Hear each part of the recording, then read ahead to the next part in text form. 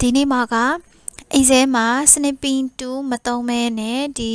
Windows မှာ Screenshot အမြန်ယူနည်းကိုပြောပြပေးမှာပဲဖြစ်ပါတယ်။အဲ့တော့ဒီ Windows မှာအမြန်ဆုံး Screenshot ယူဖို့အတွက်နည်းလမ်းနှစ်ခုရှိတယ်ပေါ့နော်။အဲ့တော့ပထမဦးဆုံးနည်းလမ်းကကြတော့ဒီ Windows key နဲ့ Print Screen key နဲ့တွဲနှိပ်တာ။အဲ့တော့ Windows keyကတော့သိကြမယ်ထင်တယ် print screen key ဆိုတာကဒီကွန်ပျူတာမှာ PRDSCR ပေါ့နော်အဲ့တော့ print နဲ့ screen ရဲ့အတူကကလေးတွေ PRDSCR ဆိုတဲ့ key အဲ့နှစ်ခုရဲ့နောက်ထပ်တစ်နည်းကြတော့ဒီ Alt နဲ့ဒီ print screen key Alt key နဲ့ print screen key ကိုတွဲနှိပ်တာပေါ့နော်အဲ့တော့အဲ့နှစ်ခုကဘာကွာလဲဆိုလို့ရှိရင်ဒီ Windows print screen ကကြတော့ဒီ screen တစ်ခုလုံးကို screenshot ယူပြီးတော့ဒီ picture တွေက screenshot ထဲမှာတွားသိမ်းတာအဲ့တော့ပြောရမယ်ဆိုလို့ရှိရင်ကိုကဒီမှာ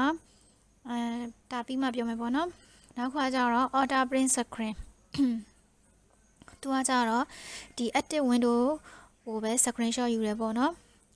ပြီးတော့သူ့ကို clipboard ထဲမှာသိမ်းတယ်အဲ့တော့ပြီးကမှကိုက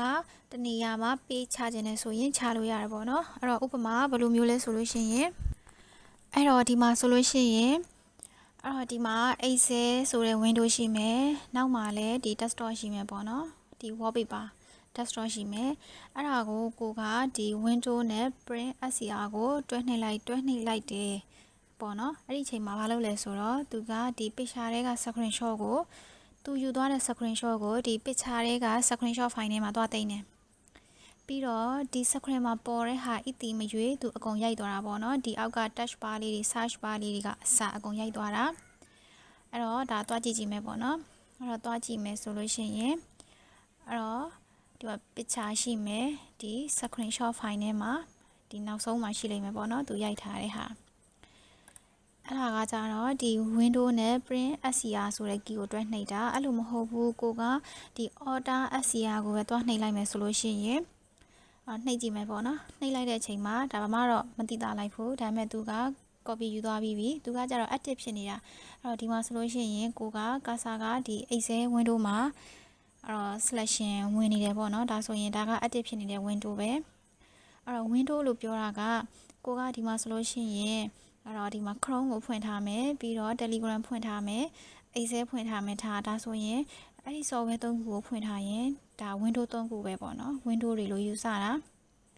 အဲ့ထဲမှာ active ဖြစ်နေတဲ့ Windows တစ်ခုပဲဒါဆိုရင်ဒီမှာ Excel က active ဖြစ်နေတဲ့အတွက်ဒီ Excel ကိုပဲယူသွားမှာဒီဘေးနားကဒီ search bar ဒီနောက်ကအဲ့တော့ဒီ wallpaper ဘာညာမှမယူဘူးပေါ့နော်ပြီးတော့သူက copy ယူပြီးတော့ဒီ clipboard ထဲမှာတွားသိမ်းနေပေါ့နော်ပြီးကမှအဲ့တော့ကို paste ပြန်ချပေးရတယ်ဘယ်နေရာမှာကို paste ပြန်ချမလဲဆိုတာပေါ့အဲ့တော့အဲ့ဒီမှာသူက clipboard လို့ပြောတယ်ပေါ့နော်အဲ့တော့ clipboard ဆိုတာဘာကိုပြောရလဲဆိုတော့ကိုကဒီ window မှာအဲ့တော့ control C နဲ့စာသားပဲဖြစ်ဖြစ်ပုံပဲဖြစ်ဖြစ် file ပဲဖြစ်ဖြစ် copy ကူးလိုက်တဲ့အချိန်မှာအဲ့တော့ control C နဲ့ copy ကူးလိုက်တယ်ပဲထားပါတော့ copy ကူးလိုက်တယ်ဆိုရင်အဲ့ copy ကူးလိုက်တဲ့ဟာကိုဒီကွန်ပျူတာရဲ့ယာယီမှတ်ဉာဏ်တစ်ခုဖြစ်တဲ့ဒီ clipboard မှာတွားသိမ်းတယ်အဲ့တော့ပြီးကမှဒီ control V ဆိုပြီးတော့ paste ပြန်ချလိုက်တယ်ပေါ့နော်အဲ့တော့ control V ဆိုတဲ့သဘောကဒီ paste အဲ့ဒီခုနကတော့ clipboard မှာတင်ခဲ့တဲ့အရာတစ်ခုကိုသူကပြန်ပြီးထုတ်သုံးလိုက်တဲ့သဘောမျိုးပဲပေါ့နော်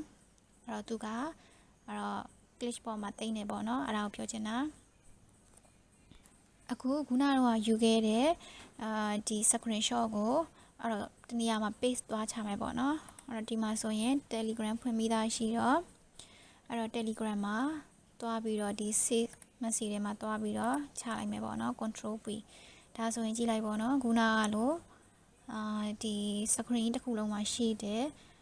အကုန်လုံးအတိမလေးသူယူမလာဘူးဒီ active ဖြစ်နေတဲ့ window တစ်ခုကိုပဲယူလာတယ်ပေါ့နော်အခုလို့ကွန်ပျူတာနဲ့ပတ်သက်တာလေးတွေမျှဝေပေးနေမှာမို့လို့အဲ့တော့ဒီ like and follow လေးလုပ်ပေးထားပါအောင်နော်